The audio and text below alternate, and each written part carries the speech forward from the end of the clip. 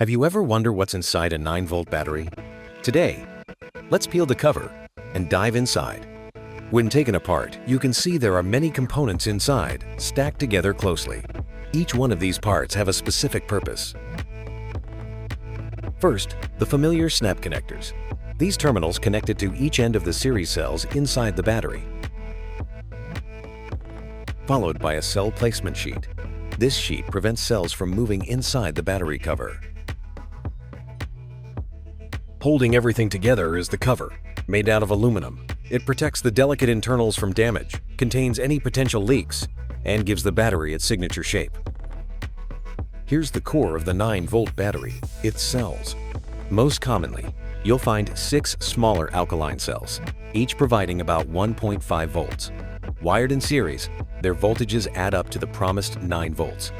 But not all 9 volts are built the same. In cheaper zinc-carbon batteries, you might find 6 flat, rectangular cells stacked like tiny batteries. There are also rectangular alkaline cells, a more powerful and longer-lasting cousin to the zinc-carbon type. And for rechargeable 9 volts, you'll typically find a stack of 6 nickel metal hydride or lithium-ion pouch cells. Another cell placement sheet at the bottom, securing the cells in place. Critical for safety, this is a separator sheet. It sits between the metal cover and placement sheet, preventing internal short circuits and providing stability.